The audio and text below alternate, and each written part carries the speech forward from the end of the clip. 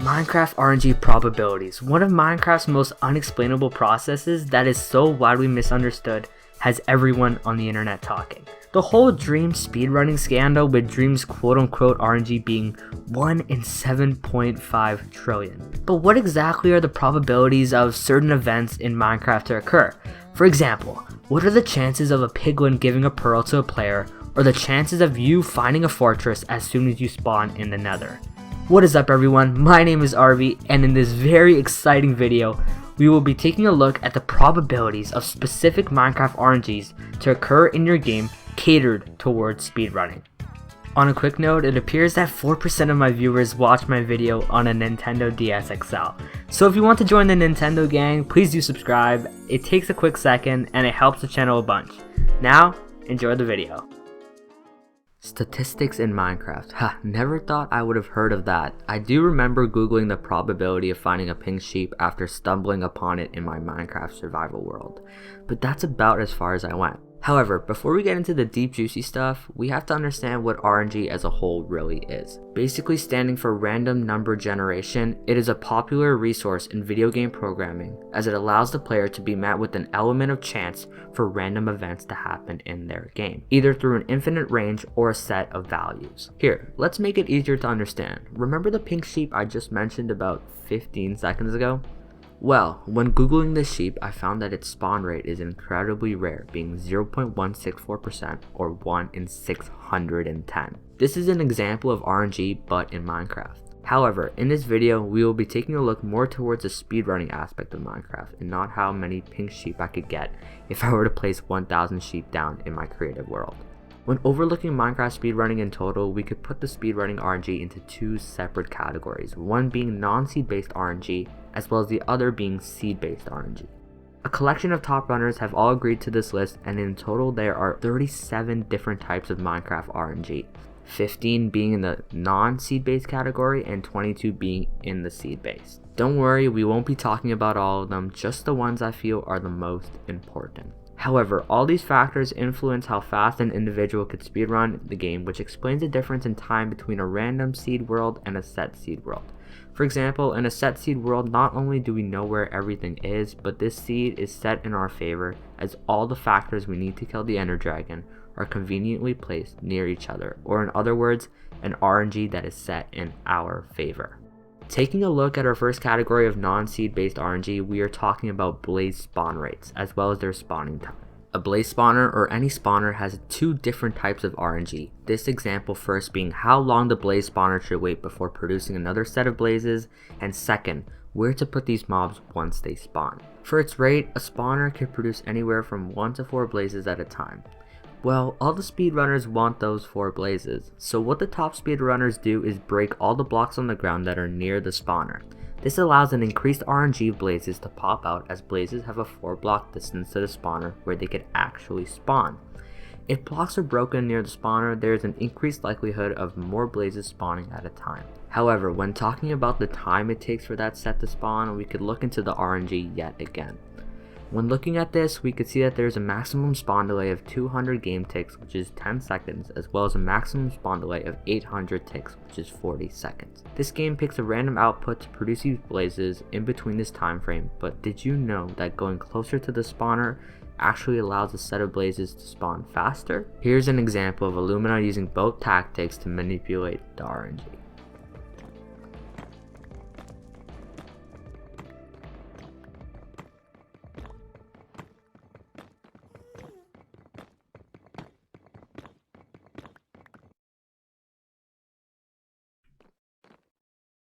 When talking about blaze rod drops, there is a 50-50 chance of a blaze dropping a rod once it's killed.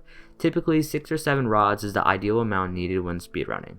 But what are the probabilities of a player killing 10 blazes, for example, and getting 7 successful drops and 3 with no drops at all? Let's use a coin as an example, as a coin has a 50-50 chance of either landing on heads or tails. So what are the chances of us flipping a coin 10 times and getting 7 heads and 3 tails? We can use a binomial distribution formula to solve this. So putting in this formula, we could represent n as 10, seeing as this is the total amount of flips of our coin. We could then use our p-value to represent half, as that's the probability of getting heads or tails. Let's put our k value to represent the 7 heads and n minus k to represent the 3 tails. Placing these values into our formula, we could calculate the probabilities of success, which are 293 out of 2,500, or 11.72%. Another big hitter in time when it comes to speedrunning is the frequency of bartering a pearl from a piglin. If you guys didn't know, bartering is basically an action that the player could perform with piglins to obtain various items. There are a variety of items that a piglin can drop with different probabilities linked to them. While discussing going to the end, you could barter with piglins to obtain ender pearls. However, the chances of you bartering with these piglins and receiving ender pearls is around 4.75%, or 10 in 459. Speedrunners with amazing times at the start of their run are often left with no hope of getting on the leaderboard if they are unlucky with pearl bartering. There isn't much we could do to so-called manipulate the RNG, but through a statistical point of view, the probabilities of obtaining pearls is accurate. Second, when talking about piglin spawn rates, they spawn in a group of 4 under light levels of 11 or less, and are relatively easy to find in the nether unless you're spawned in the Soul Sand Valley, which has a 5.7 world coverage. Do not worry. There are other Minecraft non-seed based RNGs that influence Minecraft speedrunning as a whole, such as the 20% chance of your Eye of Ender breaking it if thrown, or the Dragon's Perch time. Seed based RNG, the other category which is just as important to Minecraft's RNG as the non-seed based factors, can contribute to the next world record or not. Did you know that there is a 1 in 7,000 chance that a village with an iron golem will be in your chunk that you were spawned in? Or did you know that there's actually 128 strongholds total in your Minecraft world? In this part of the video, we will be taking a look at how seed-based RNG can make it possible for top speedrunners to beat Minecraft in less than 3 minutes.